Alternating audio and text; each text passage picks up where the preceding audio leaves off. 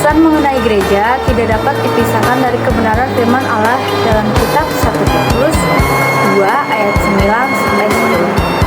Tetapi kalianlah bangsa yang terpilih, imamat yang ranjani, bangsa yang kudus, umat kepunyaan Allah sendiri, supaya kalian memberitakan perbuatan-perbuatan yang besar dari Dia yang telah memanggil kalian dari kegelapan kepada terangnya yang ajaib. Kalian yang dahulu bukan umat Allah, tetapi yang sekarang telah menjadi umat-Nya, yang dahulu tidak dikasihani, tetapi sekarang telah beroleh belas kasih. Hal ini menjelaskan bahwa orang percaya pada Yesus adalah umat pilihan milik Allah yang keluar dari kegelapan kepada terang Kristus, memiliki tugas untuk memberitakan kabar baik, perbuatan Allah yang besar, serta kabar keselamatan bagi orang yang percaya kepada Kristus. Gereja adalah persekutuan orang percaya dengan Yesus Kristus sebagai kepalanya. Ia telah memanggil murid-muridnya untuk hidup dalam persekutuan. Demikian juga para rasul yang telah membangun jemaat mula-mula ketika turunnya Roh Kudus. Mereka bertekun dalam pengajaran dan dalam persekutuan. Gereja hadir di dunia ini adalah Allah sendiri yang memilih dan memanggil manusia menjadi umat-Nya dan menjalin persekutuan dengan Allah. Gereja terbentuk karena Allah telah memanggil. Gereja berada di dunia tetapi bukan berasal dari dunia.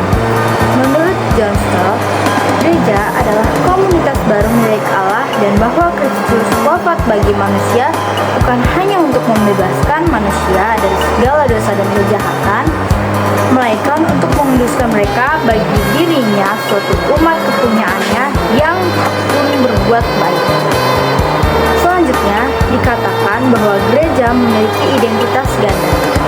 Di satu pihak, orang percaya dipanggil dari dunia atau meninggalkan kehidupan lama yang tidak sesuai kehendak Allah untuk menjadi milik Allah, dan di lain pihak, diutus kembali ke dalam dunia untuk menjadi saksinya dan untuk melayani.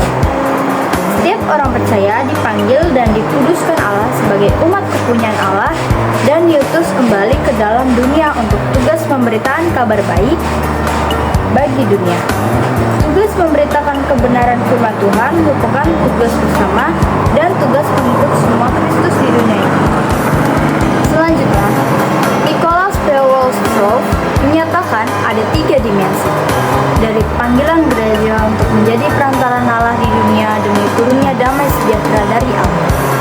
Pertama, gereja dipanggil untuk memberitakan Injil Kerajaan Allah, untuk menyampaikan kepada semua orang di mana saja tentang perbuatan Allah, menyerukan agar semua orang hendak bertobat dan percaya. Kedua, gereja dipanggil untuk bekerja melayani semua orang di mana saja dalam kasih demi shalom umat, untuk berupaya agar hidup dalam keselarasan yang penuh sukacita dengan dirinya sendiri, dengan sesama, dengan alam, dan dengan Allah. Demi tercapainya shalom, gereja dipanggil untuk berjuang bagi pembebasan manusia dari segala penindasan dan tekanan. 3. Gereja dipanggil untuk memberi bukti dalam cara hidupnya sendiri tentang hidup yang baru yang dapat dijumpai dalam Yesus Kristus, untuk menjadi komunitas teladan yang bisa dijadikan paradigma. Gereja ada di sini dan sekarang untuk mewujudkan tanda-tanda roh yang memperbaharui. Kebenaran gereja dalam masyarakat menghasilkan hal yang positif, yakni memancarkan nilai-nilai Kristiani kapan saja, di mana, dan dalam kondisi apapun yang terjadi. Gereja harus tetap menyuarakan kebenaran firman Allah. Gereja harus berfungsi menjadi garam dan terang dunia. Sebagaimana fungsi garam, mengasinkan, mengawetkan, menyucikan, membersihkan, dan mencegah kerusakan. Demikian halnya dengan gereja hidup di dunia yang telah rusak dan berperan sebagai garam yang membersihkan atau mencegah kerusakan itu dan menjadi terang untuk menerangi kegelapan di dunia ini. Untuk hal inilah gereja hadir di dunia dan orang percaya yang dipilih Tuhan untuk mewujudkannya di dalam dunia yang nyata ini. Gereja harus menunjukkan tanggung jawabnya yang besar dalam mewujudkan dirinya sebagai pembawa kabar baik atau pemberita Injil. Gereja harus bersungguh-sungguh menunjukkan sikap yang benar, adil, dan penuh kasih. Gereja perlu menjadi teladan dan menjadi motivator dalam hak perbaikan moral masyarakat, menegakkan keadilan, menjunjung tinggi hak asasi manusia, berani menyatakan kebenaran, dan menolak tindakan seperti korupsi, kekerasan, manipulasi, dan sebagainya. 2. Makna gereja bagi remaja Kristen. Remaja Kristen adalah remaja yang percaya dan menerima Yesus Kristus sebagai Tuhan dan Juru Selamat. Para remaja pada umumnya telah mengikuti serangkaian kegiatan keagamaan sejak masih dari sekolah minggu hingga di pra-remaja yang diterima dari pembina rohani di gereja masing-masing. Di usia remaja, mereka mulai ikut aktif dengan kegiatan dengan teman sebayanya, seperti mengikuti pelatihan musik yang ada di gereja atau bahkan belajar musik di lembaga pelatihan musik yang ada, ikut kelompok pemahaman Alkitab, dan juga mulai ikut pelayanan di kelas sekolah minggu. Remaja memiliki potensi untuk dikembangkan dalam pelayanan di gereja. Pada usia remaja yang disebut masa transisi, di mana peralihan dari masa kanak-kanak ke masa remaja. Pada masa ini, remaja sering mengalami adanya krisis iman, dan hal ini sangat berpengaruh. Mereka terkadang nampak begitu semangat, tetapi kadang juga mereka tidak mengikuti atau tidak hadir dan dalam kegiatan di gereja. Beberapa hal berikut ini kemungkinan merupakan hal-hal yang mereka rasakan. Pertama, mereka mulai merasa bosan mengikuti ibadah sekolah minggu, akan tetapi masih muda untuk mengikuti kebaktian orang dewasa. Yang kedua, sebenarnya mereka sudah berubah, tapi dari pihak gereja kurang memahaminya atau tidak mengakuinya. Yang ketiga, mereka merasa berdosa karena kegiatan di luar lebih menarik dan mengikutinya. Yang keempat, mereka merasa berdosa, jauh dari Tuhan, dan tidak berani ke gereja. Yang kelima, mereka merasa kurang mendapat perhatian dari gereja karena mereka tidak membicarakan problem yang mereka hadapi. Pada masa kini, hidup sebagai anak terang merupakan peperangan rohani yang terus-menerus. Remaja Kristen harus sadar bahwa hidup menurut kemauan sendiri pada mulanya memang menyenangkan. Namun, jika sudah terikat dengan kebiasaan jelek, mereka baru sadar bahwa mereka tertipu iblis. Jalan untuk melepaskan diri tidak mudah. Remaja Kristen sebaiknya tidak mengikuti semua kemauan dan keinginan yang ada dan sedang bergejolak dalam dirinya. Untuk itu, perlu mengendalikan diri dari keinginan dunia pada keinginan yang dipimpin oleh Roh Allah, hingga mampu untuk tidak terjebak oleh keinginan yang membawa kebinasan. Remaja Kristen mempunyai tanggung jawab dalam lingkungan gerejawi, sesuai dengan bakat atau talentanya yang diberikan Tuhan padanya. Beberapa tanggung jawab yang dimaksud antara lain, yang pertama, melayani dengan memainkan alat musik dalam ibadah. Yang kedua, melayani ibadah sekolah minggu. Yang ketiga, memimpin puji-pujian atau worship leader.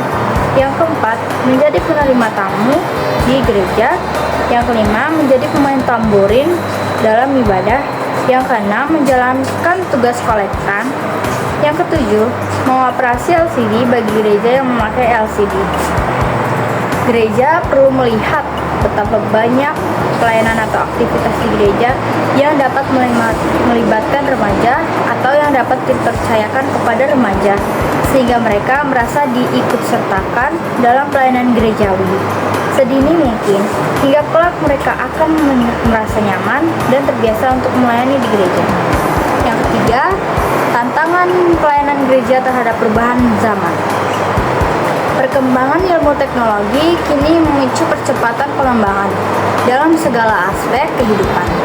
Gereja yang dianggap kuno dan ketinggalan zaman mulai ditinggalkan. J. Stroop menyebut generasi ini adalah sebuah suku tersendiri. Gereja harus menyesuaikan diri dengan pembagian yang berlangsung terus hingga tetap menjadi wadah yang mampu menyediakan pelayanan yang mengikuti perkembangan yang ada. Budaya dan gaya hidup hidup yang berubah begitu cepat di tengah masyarakat secara tidak langsung menuntut gereja melakukan perubahan yang signifikan. Gereja yang tidak sanggup hadir dalam masanya akan ditinggalkan oleh jemaatnya. Gereja harus mampu melakukan perubahan. Seiring dengan perubahan yang terjadi, khususnya dalam pelayanan terhadap remaja masa kini, Ryan Kloger mengatakan bahwa gereja tidak boleh menjadi naif dan tidak nyambung dengan zamannya, melainkan gereja harus memanfaatkan semua medium-medium yang ada sebagai sarana untuk menyelamatkan sebanyak-banyaknya jiwa bagi kerajaan Allah. Seperti halnya di wilayah Atlantik, gereja di wilayah South Pacific juga telah kehilangan jemaat yang berusia di bawah 35 tahun. Berbagai penjelasan diajukan untuk menjelaskan bahwa fenomena kehilangan jemaat ini. Penjelasan paling umum sebagai penyebab fenomena ini adalah liturgi dan khotbah yang dianggap kuno, yang tidak menyinggung kelihatan hidup sehari-hari kaum muda. Gereja abad 21 membutuhkan pelayanan profesional dengan pimpinan Roh Kudus, yaitu pelayanan yang dapat membaca kitab suci dengan jernih dan sanggup mengaitkan berita Injil dengan kondisi manusia dalam konteks budaya masa kini. Pelayanan firman Tuhan yang dilakukan gereja menyesuaikan dengan kebutuhan manusia saat ini hingga mendapatkan pencerahan dan pelayanan firman yang dilakukan gereja masa kini. Model kepemimpinan memegang peran penting dalam menghadirkan pelayanan gereja yang profesional. Lihat pada masa pemerintahan Alexander Agung, Yunani merupakan sebuah negara kecil di tepi Laut Merah. Namun, dalam kepemimpinan Alexander Agung, Yunani tumbuh menjadi yang memiliki kekuatan raksasa. Dengan demikian, jelaslah bahwa kepemimpinan menjadi peran besar dalam keberhasilan suatu lembaga. Demikian juga lembaga gereja. Model kepemimpinan menjadi faktor penentu seorang pemimpin, hasil dan kepemimpinannya. Dengan menyadari bahwa keberhasilan mereka merupakan hal penting yang harus dicapai, maka setiap pemimpin perlu memiliki pemahaman kepemimpinan yang baik. Diharapkan pemimpin gereja memiliki model kepemimpinan yang tepat. Sudomo, seorang wakil rektor bidang kemahasiswaan Universitas Pelita Harapan, mengatakan bahwa peran seorang pemimpin sangatlah besar dalam menentukan maju mundurnya suatu organisasi atau sebuah kepemimpinan. Konsepsi dasar yang dimiliki seorang pemimpin pelayan adalah bahwa ia sangat mengerti menghargai arti penting setiap individu sebagai ciptaan Tuhan yang amat mulia, sehingga pemimpin pelayan merasa berkewajiban untuk terlibat dalam proses menumbuhkan para pengikutnya untuk menjadi manusia yang seutuhnya. Proses ini dikerjakan dengan cara menciptakan lingkungan kerja yang mampu memberi dukungan demi terpenuhinya proses pembentukan tersebut. Model kepemimpinan pelayanan merupakan sebuah kepemimpinan yang berangkat dari hati yang tulus untuk menjadi pihak pertama yang dapat melayani orang lain. 4. Tugas dan panggilan gereja masa kini. Pengikut Kristus berada di dunia mempunyai tugas untuk melakukan apa yang diperintah Yesus sebelum ia naik ke surga. Kitab Matius 28 ayat 19-20 berkata, "Karena itu pergilah, jadikanlah semua bangsa muridku, dan baptislah mereka dalam nama Bapa dan Anak dan Roh Kudus, dan ajarlah mereka melakukan segala sesuatu yang kuperintahkan kepadamu, dan ketahuilah bahwa aku menyertai engkau sampai kepada akhir zaman." Firman Tuhan ini menjadi dasar bagi gereja untuk mengabarkan Injil atau menjadikan semua bangsa mengenal atau menerima Yesus sebagai Tuhan dan Juru Selamat, serta mengajarkan tentang bagaimana menjadi pengikut Kristus. Muridan menjadi hal yang sangat penting bagi remaja gereja untuk menjadi bagian dari cara yang efektif untuk mengajar para remaja lebih mengenal Kristus, dan mereka dapat menjadi pengajar bagi teman remaja yang lain. Pemuridan merupakan suatu perintah yang diberikan Tuhan Yesus yang harus dilakukan, dan itu wajib. Proses pemuridan, gereja harus berlandaskan kepada Injil, yaitu tentang Kristus Yesus dan kerajaan surga. Gereja perlu melakukan penginjilan terhadap para remaja sebagai amanat dari Tuhan Yesus untuk dilakukan oleh setiap gereja. Dalam Injil tersebut, remaja dapat mengerti bahwa Yesus Kristus telah mati bagi setiap manusia dan bangkit dari antara orang mati, dan Tuhan yang memerintah atas kerajaan surga dan dunia. Melalui Injil, remaja dapat mengerti bahwa penebusan Kristus, semua dosa telah ditebus dan menawarkan pengampunan serta pembebasan. Injil kepada setiap remaja akan berkembang melalui ajaran-ajaran baik mengenai Yesus Kristus. Injil ini bertujuan untuk membawa setiap remaja untuk melihat kemuliaan Allah yang kudus. Selanjutnya adalah pelayanan remaja. Pengertian yang biasa digunakan di dalam gereja ialah pelayanan kaum muda.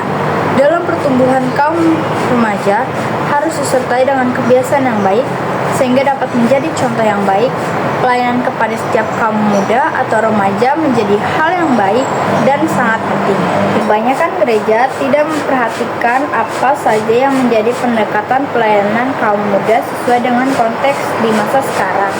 Pelayanan setiap remaja tidak hanya sebatas datang untuk mendengarkan firman Tuhan, duduk dan pulang menjadi rutinitas yaitu hanya sebatas kebiasaan semata kewajiban kita sebagai orang Kristen.